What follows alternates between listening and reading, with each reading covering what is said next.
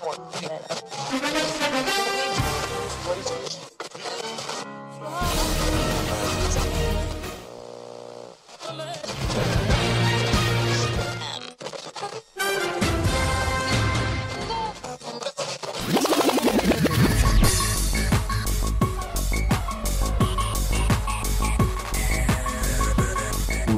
your favorite beverage.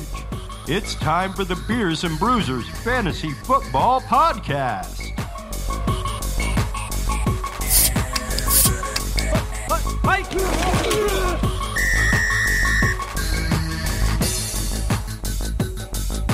What's up, fantasy freaks and geeks? Thanks for checking out Week 3, Part 1 of the Beers and Bruisers Fantasy Football Podcast.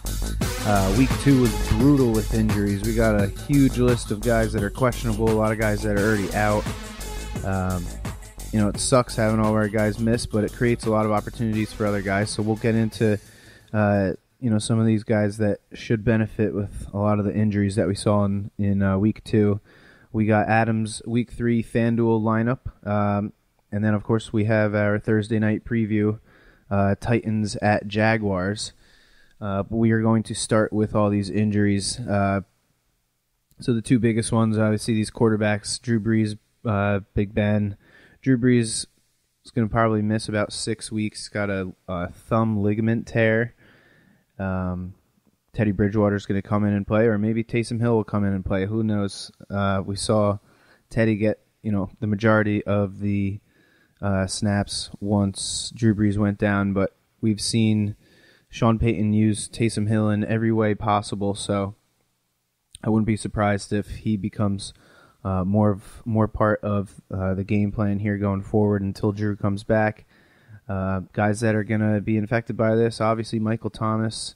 I still think he's a stud receiver. I still think he's a wide receiver number 1 in PPR leagues, but you got to temper your expectations here going forward with Teddy Bridgewater throwing him the ball. I don't know how much you can hurt Alvin Kamara because I think he's an absolute monster, but you got to figure defenses are going to start stacking the box a little more than they would when Drew Brees is the one back there throwing the ball. But you look at Big Ben, he's going to be out for the season with the elbow injury. Mason Rudolph, who was drafted last year, he's going to come in. A guy that should benefit here is James Washington. He played with Rudolph at Oklahoma State when they were in college together a couple years ago. And we saw them have somewhat of a connection in the preseason as well. So maybe he's somebody that you can throw into a FanDuel lineup, super cheap guy that could end up booming for you. Cam Newton is questionable with his foot injury that he re-aggravated last week. He's missed 5 straight days of practice. He could miss Week 3, so if he's somebody that you have kind of locked into your QB spot, you might want to pick up somebody else to have ready for, if Cam Newton were to miss. And we got a huge list of wide receivers here. So 2 guys with the Eagles. We got Deshaun Jackson. He's going to be out about 2 weeks with an abdominal strain. Nelson Aguilar saw 11 targets last week with Deshaun out, and also Alshon Jeffrey out. He is going to be questionable going into this game. Most likely he may miss a week or 2 with a calf injury. Last week we saw so many targets go to Zach Ertz. I think if Dallas Goedert can suit up, who's dealing with his own calf injury, he should see a big benefit too as far as targets go. If not, if all 3 of these guys missed, being Deshaun, Alshon Jeffrey, and Dallas Goedert, you got to figure Nelson Aguilar and Zach Ertz are going to be monsters, and I'm going to get them into every DFS lineup I make this weekend for sure.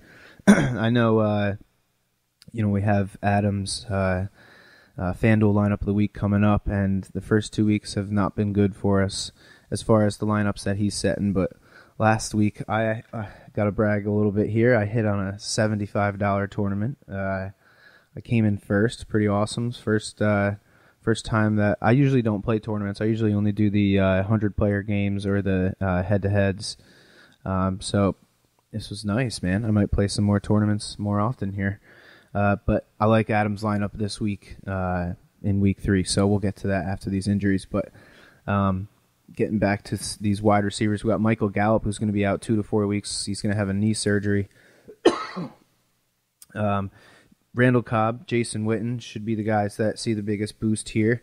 They're playing the Dolphins this week, so they probably won't have to do all that much. But Witten has scored a touchdown in both games. Randall Cobb's had a nice start to his season. So if I'm somebody that was counting on Michael Gallup, I might look at Randall Cobb for sure. This guy, Tyrell Williams, he's got a hip pointer. He's questionable, but he says he's going to play week 3. I have him in one of my teams, and I'm probably going to sit him, especially with this matchup against the Vikings. And he might see Xavier Rhodes, who's one of the best corners in the league. So I might try and get away from him if I can. And then this last wide receiver here, we got Sterling Shepard, who is questionable with a concussion. He's still in concussion protocol. Honestly, I don't think it really matters here. The only guys who want to play on the Giants is Saquon and Evan Ingram, especially now that Daniel Jones has been announced as the starting quarterback for the New York Football Giants. The injuries continue here. We got a whole bunch of running backs also questionable. LaShawn McCoy had an ankle injury. Apparently, he had an MRI that came back clean. Damian Williams, is also questionable. He had a knee injury. He left the game in week 2, and he didn't play at all in the fourth quarter. So that's 2 guys on the Chiefs that are questionable, which means Darwin Thompson could be the man in week 3. It's a tough matchup against the Ravens, but I mean, if he's going to be the only healthy running back that suits up for the team, I think they still have. There's another Williams on that team, I'm pretty sure. But Darwin would be the guy to get the majority of those touches. He was a guy that I drafted in a couple of my leagues, but unfortunately after week 1 and 2, after week 1, he was someone that I had to cut for, whoever it was. Chris Thompson, I think, was somebody I picked up in favor of him with that situation with the Redskins. But yeah, I mean, Darwin Thompson, another guy that in DFS lineups could be a monster this week, considering how cheap he is and considering how much opportunity he may get if one or both of these other running backs with the Chiefs were to miss. Another rookie running back here, Devin Singletary, is questionable with a hamstring injury. The immortal Frank Gore would probably see, another 20 touches if Singletary were to miss. You are definitely going to want to play him in your seasonal leagues and for sure in DFS lineups against this terrible Bengals run defense. Got some interesting stats on this Bengals run defense that will drop in the Part 2 episode on Thursday, so definitely check that out. But, it's looking like the Bengals run defense is going to be just as bad as it was last year. Another running back questionable here is James Conner.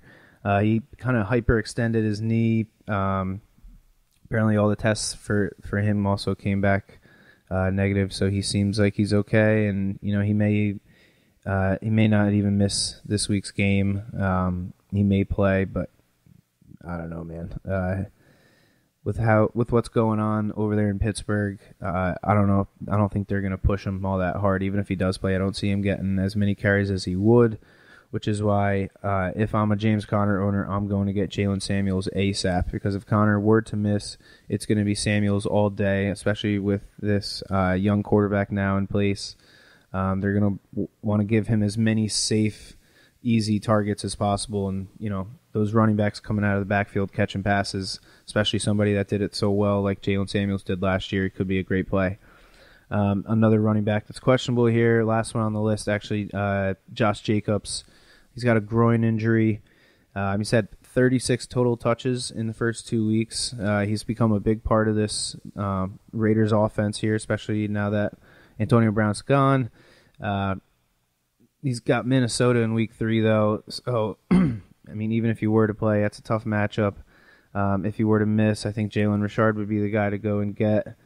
He's probably going to be very much involved in the pass game, and if they find themselves down, he could be another good play as far as these injuries go and going into week 3. So that is the injury report, if you will. I got to come up with a better name for that and a nice little drop, because it's going to be something that we're going to have to keep in mind every week. These guys go down. That's why you should handcuff your top running backs. You got to be on the waiver wire. You got to be flexible. So I'm going to go ahead and drop in our FanDuel lineup of the week for week 3 here. All right, we're here with Adam Nattrass. He has got his week 3 FanDuel lineup of the week. For first 2 weeks, we have just missed the money mark, but we're going to try. Yeah, it's been a rough gamble. Yeah, but we're going to try at it this week, and I like this lineup this week, man. So why don't you start it off? What are we doing with quarterback? All right, coming in hot at quarterback. I'm rolling with the hot hand in Lamar Jackson. Going with him over Mahomes strictly because he's a little cheaper, and I think it's going to be a shootout. Lamar Jackson's been a stud. So Lamar Jackson, 8,500. He's playing that Kansas City pass defense there. They've struggled, right? So I think he's going to be airing that ball out. Yeah, and I love that he put up 120 rush yards last week. This was why I was all about him at the end of last season and why I tried getting him as many lineups or as many teams as I could this season, because that threat of being a 100-yard rusher every single week is just makes his ceiling so higher than everybody else. So I love it. And I'm all for Lamar Jackson. Now, I don't know how this will play out, and I don't know the rules. Please correct me if I'm wrong, but that seems like it could become a flexible game. I don't know if they're doing that early in the season because that's a 1 o'clock game. Yeah, I'm not sure about that. Have to keep a heads up on. I wonder if they what pulled it tonight, then it wouldn't.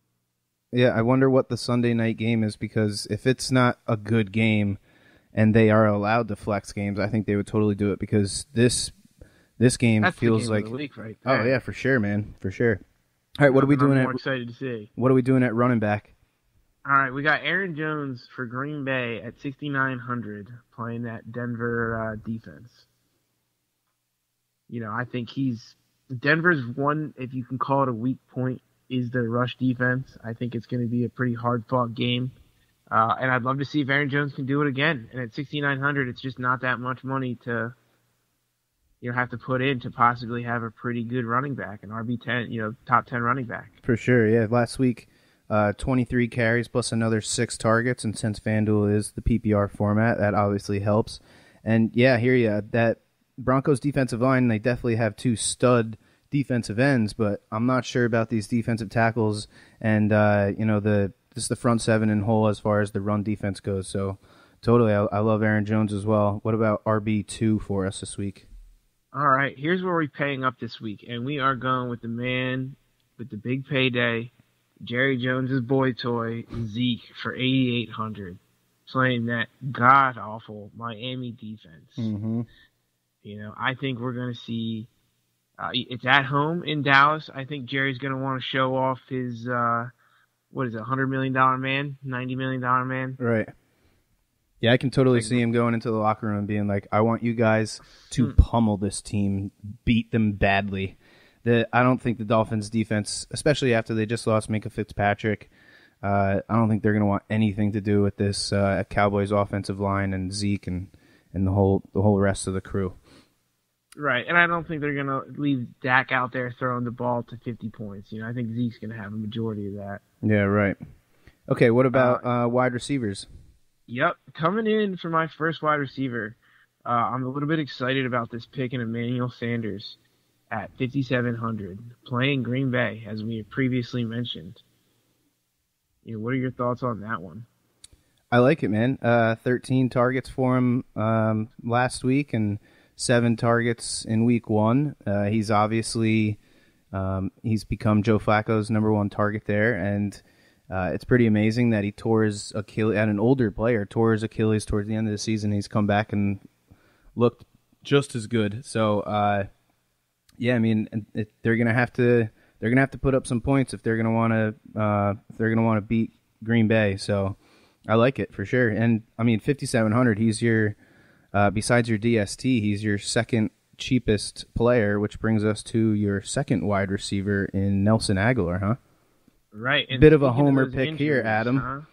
It would be if reports hadn't just surfaced that we now know Deshaun Jackson is going to be missing the game Sunday. I believe it's all but 100% confirmed Alshon will be out. And for $4,800 after a big week 2 in somewhat the exact same circumstance, I don't see how you can top the value in Nelson Aguilar. I mean, Detroit's pass defense is bottom third of the league. I think you could see Nelson easily actually repeating that 11 target performance. Yeah, he should totally see a lot of targets, especially because I'm under the belief that the Lions are going to take their best corner, their best cover man, Darius Slay, and I think they're going to say, let's put him on Ertz, and then we'll make the Eagles beat us with their run game and with Nelson Aguilar. And I mean, if he's going to get 11 targets again for $4,800, I mean, geez, that's as good of value as you can get in this FanDuel stuff, is it not? Right. I'll give you. So let's do some algebra. You can basically say, with the potential, wide receiver 1 times 4,800 equals X. Solve for X, because it doesn't matter what name you put in there for 4,800, and right. What really could just be the wide receiver. You just can't not do it. Right. And plus, he's an Eagle, so let's just see. Maybe he'll get over 100 yards, couple touchdowns.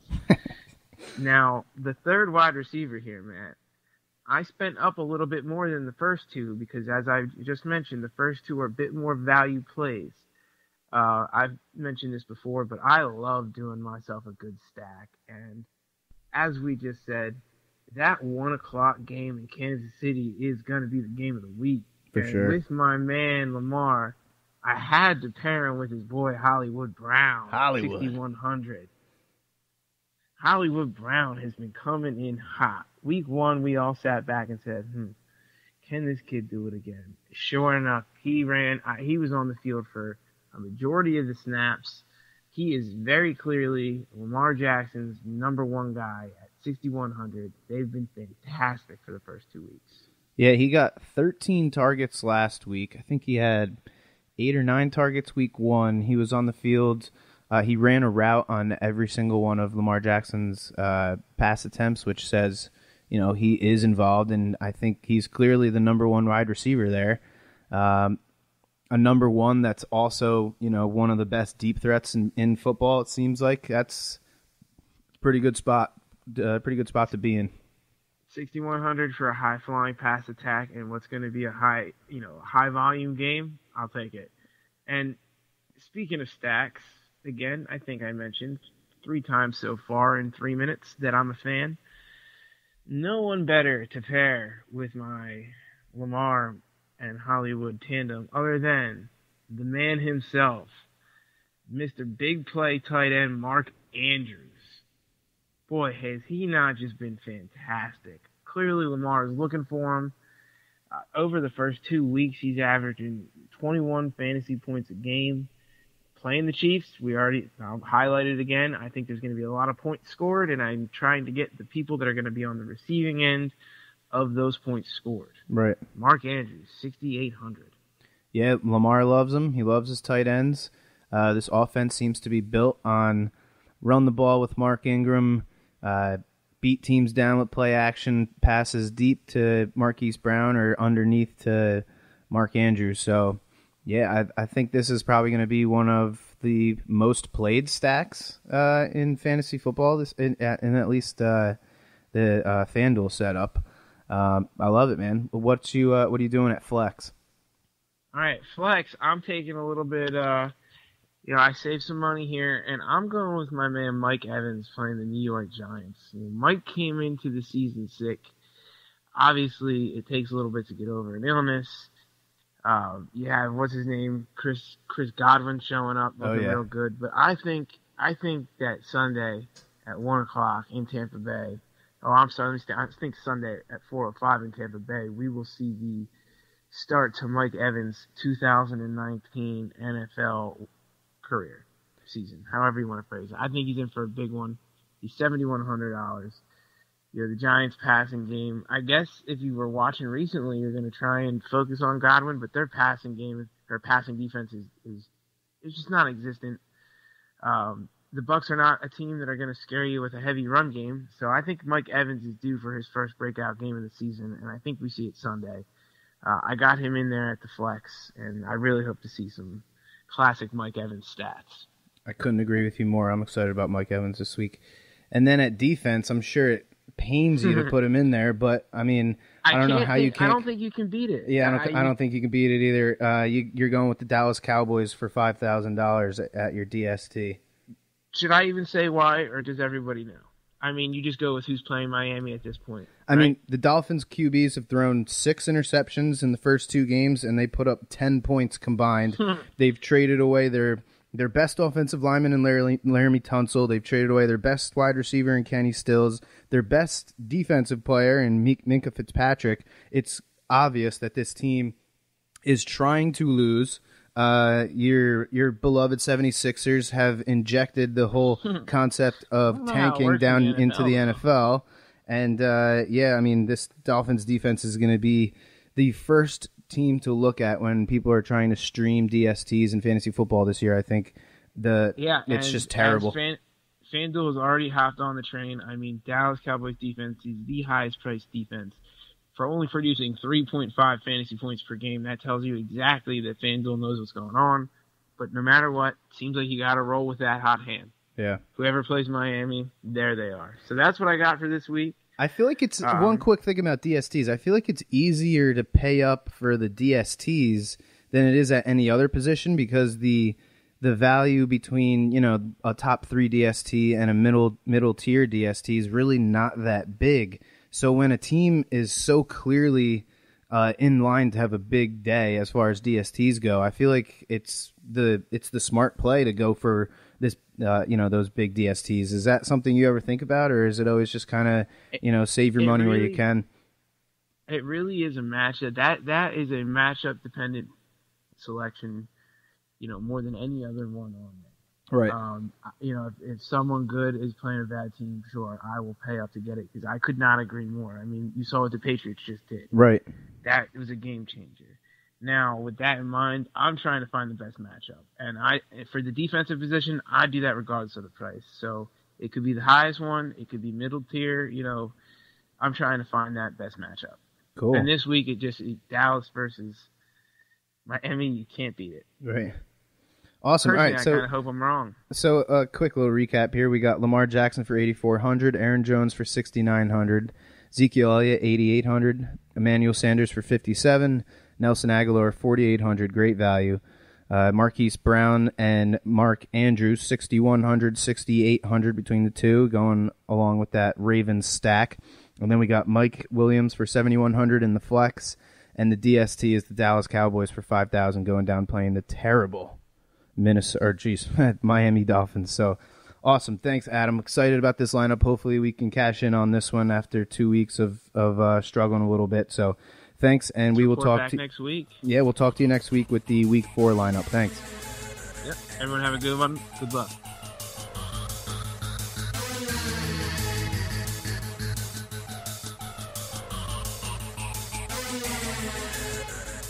We are back here on the Week 3 Part 1 edition of the Beers and Bruisers Fantasy Football Podcast. We got the Week 3 Thursday night game preview here. The Titans visiting the Jaguars, AFC South battle.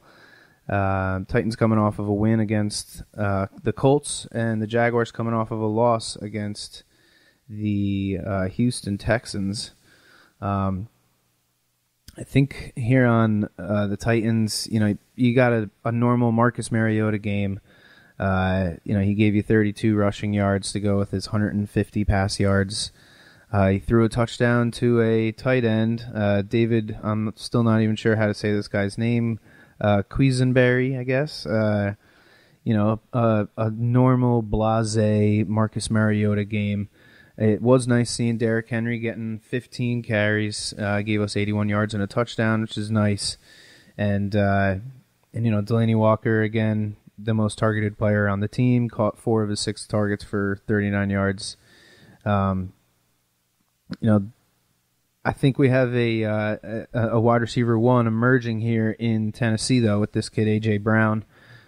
He was second on the team in targets this week 2 with 5 targets. Not a lot, but I mean, still to say that he was, you targeted the second most. Only caught 3 of them for 25 yards. Like to see him, catch more than 3 of 5 passes. But last week he did have 100 yards receiving. He seems to be very involved on this offense. So, maybe we finally have a guy that a consistent wide receiver that we can rely on coming out of Tennessee after all the years of A.J. Brown, after the years of Corey Davis and Tajay Sharp. And, oh, man. This Jaguars DST has not been as dominant this year as they were in the past. I mean, yeah, in week 1 they played the best offense in the league in the Kansas City Chiefs, but in week 1 they allowed 8.1 yards per carry to the 30-plus-year-old LaShawn McCoy, and they allowed Damian Williams to catch 6 passes for 40 yards. And then last week we saw Carlos Hyde in a revenge game drop 90 yards. I mean, they're just not looking as good as they did. And, if you remember back to last year, it was Derrick Henry that, ran right through them when the Jags looked like they kind of just gave up on defense. That was towards the end of the season. Maybe they have some more motivation to, not let that happen again, because that was quite embarrassing. But, this Jags defense has not been as great as it was. So I'm still firing up Derrick Henry. Delanie Walker has obviously been so used in this offense. I think you can play him, but I might get away from the other wide receivers. Apparently, Jalen Ramsey has requested a trade. He's not happy there. Got into an argument on the sideline with the head coach. If he's still on the team, him and A.J. Boye are still one of the best tandems of corners in the league, so I'm probably staying away from the wide receivers on the Titans side. But Derrick Henry and Delanie Walker, yeah, you can totally play them.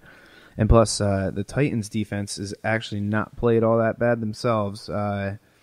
Week 1, they had 3 picks. One of them returned. They had 5 sacks and a safety against the Browns.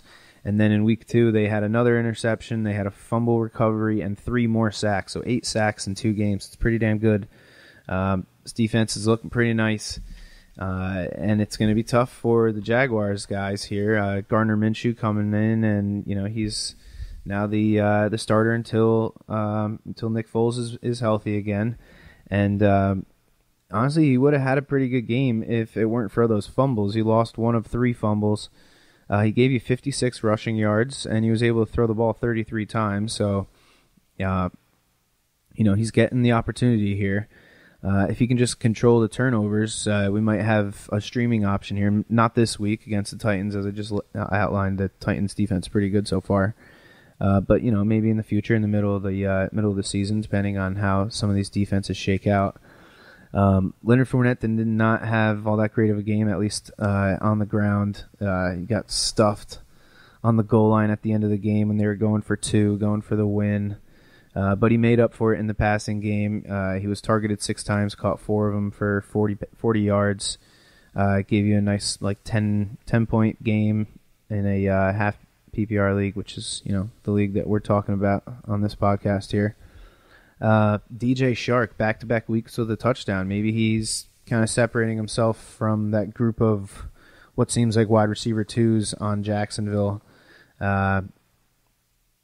Week 1, he had 4 catches on his, caught all 4 of his targets for 146 yards and a touchdown. And then in week 2, led the team in targets, 9 targets compared to Fournette's 6.